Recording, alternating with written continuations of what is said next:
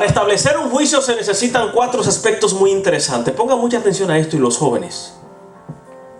Yo, después de 5 años de haber aceptado al Señor, después de 5 largos años, fue que yo aprendí, entendí por qué Cristo fue asesinado en una cruz. ¿Por qué lo mataron? Simplemente se me enseñó que lo mataron por mi culpa, que lo mataron por mis pecados, pero yo no estaba claro en la razón por la cual habían matado a Cristo en una cruz. Siempre me preguntaban, pero ok, murió por mí, pero ¿cuál es la razón? ¿Cuál fue el motivo? Por tus pecados. Pero eso como que eso no me llenaba, no me satisfacía. Y a los 5 años fue que yo encontré una respuesta a esa gran pregunta. Para establecer un juicio se necesitan 4 aspectos muy interesantes, que sin ellos no puede haber un juicio. Número 1, tiene que existir un protagonista en un juicio. Y yo pregunto ahora, ¿quién para ustedes es el protagonista de un juicio? El protagonista principal, el actor principal en un juicio es el acusado. Porque sin el acusado no hay juicio. Sin el acusado, el juez no tiene que moverse de su tranquilidad en su casa para un estrado. Sin el acusado, ni el abogado, ni el fiscal, nadie se va a mover. El acusado es el protagonista principal. Ni siquiera Dios es el acusado. Porque por el acusado es que se está moviendo toda una corte. ¿O no? Amén. Ese es el protagonista principal. Nos han enseñado que el protagonista siempre es el que gana y el que queda vivo al final de la película. Pero no. Necesitamos de 4 elementos principales para establecer un juicio. Número 1, el juez, que no es el protagonista principal. Número 2, el fiscal. Número 3, ayúdenme, el abogado. Número 4, el acusado, aunque el acusado es el protagonista principal para establecer un juicio.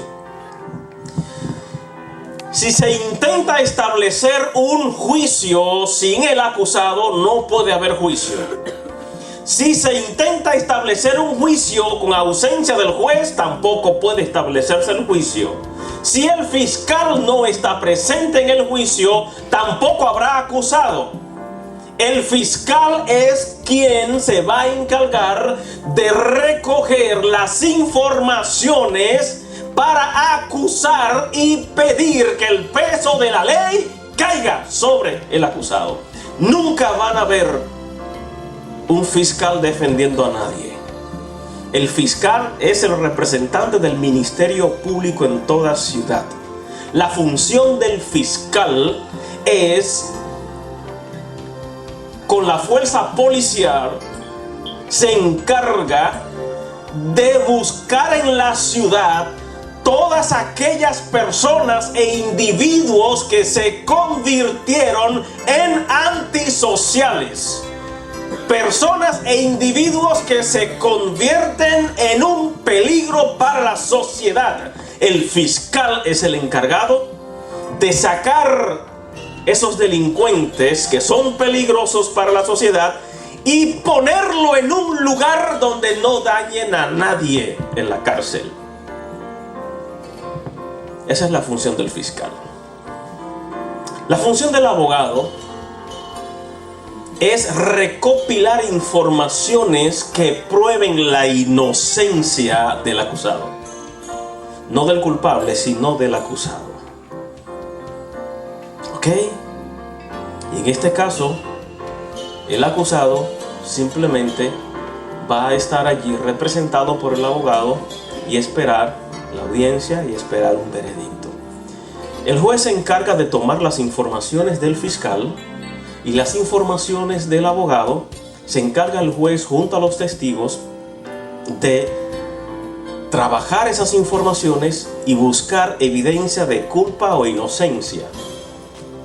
Ellos se encargan de analizar las evidencias. El juez entonces, cuando encuentra una dirección hacia dónde ir por la investigación que se hizo, entonces va a tomar una decisión junto a los testigos, aunque los testigos no siempre son parte de un juicio. Hay juicios que no se necesitan de testigo. ¿Cómo establecemos un juicio? Un juez, un fiscal, un abogado y un acusado. Eso establece un juicio. ¿Dónde yo quiero llegar con esto? Es sencillo. El plan de salvación en este libro que se llama Biblia, y aquí hay un texto que es el que voy a utilizar como base, que dice: por cuanto todos pecaron, por cuanto todos delinquieron, dice el original griego, por cuanto todos se convirtieron en delincuentes espirituales, fueron destituidos de la gloria de Dios. En otras palabras, fueron deportados del país de Dios. ¿Cuándo ocurre esto? Adán y Eva en el huerto del Edén. Dios trazó reglas. Todo país tiene una constitución.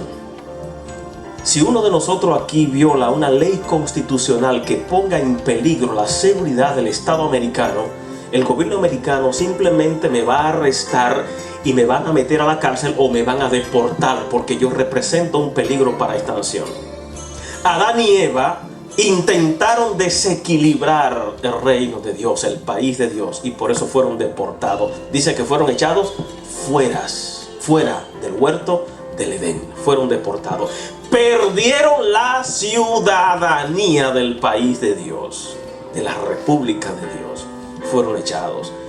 Y no solamente fueron echados, sino que Dios puso guardianes en la puerta para que ellos no volvieran a entrar.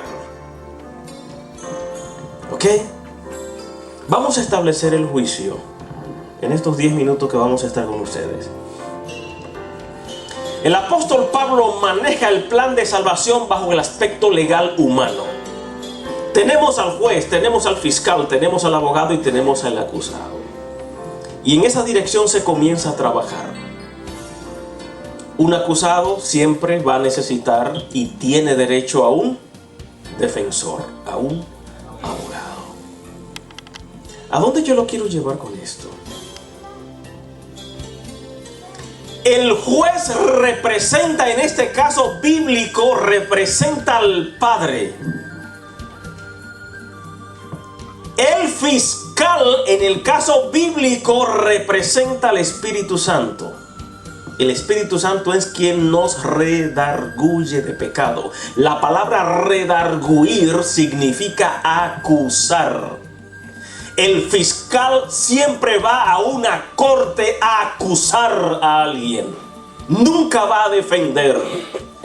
El Espíritu Santo se encarga de acusarnos, de redarguirnos y llevarnos ante el trono del gran juez.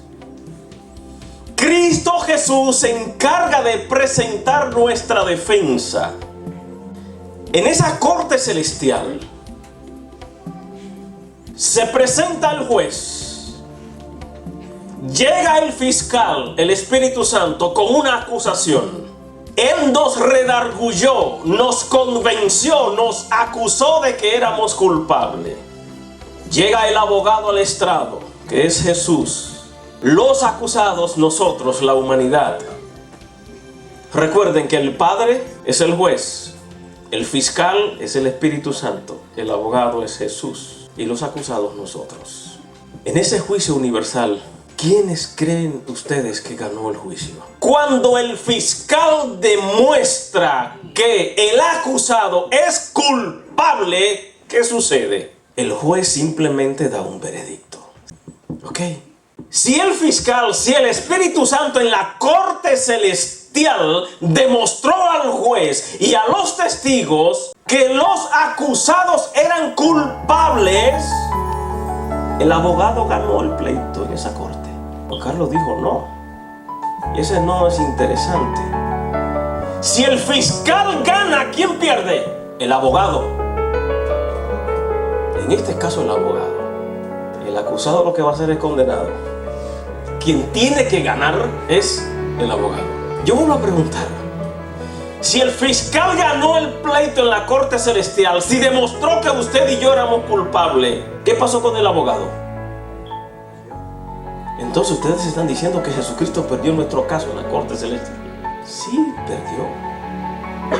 Jesucristo perdió nuestro caso en la corte celestial. Él lo perdió. Así de sencillo. Si el fiscal gana, el abogado pierde. No pueden haber dos ganadores en un juicio.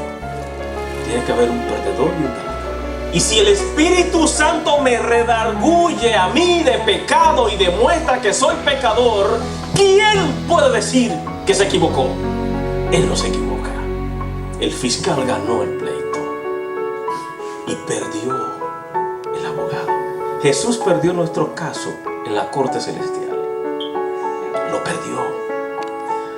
Por eso es que en la Biblia el apóstol Pablo e Isaías nos habla de buscar el perdón ante el juez. Si yo no soy culpable de la violación de ninguna ley, yo no tengo que pedir perdón a nadie. O alguno de ustedes, el pastor Luis, alguna vez usted le ha dicho a su esposa: mami, perdóname, yo no te he hecho nada, pero perdóname. Ella lo va a mirar: ¿qué te pasa, Luis? ¿Tú no me has hecho nada? ¿Por qué me pide perdón? Yo no puedo ir donde Tino a pedirle perdón. Tino, mira, yo no sé, pero perdóname. Tino va a decir: oye, pastor, está loco.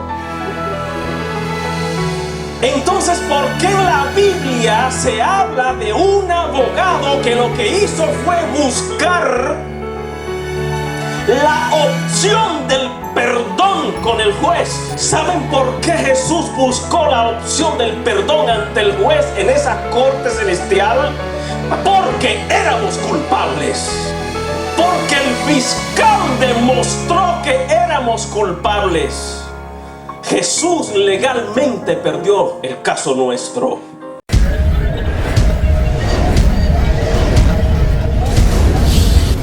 Cuando me llegue la noticia que ese tipo lo violaron en la cárcel y sienta gozo porque ahí está, porque violaste a mi hija, yo también lo estoy violando.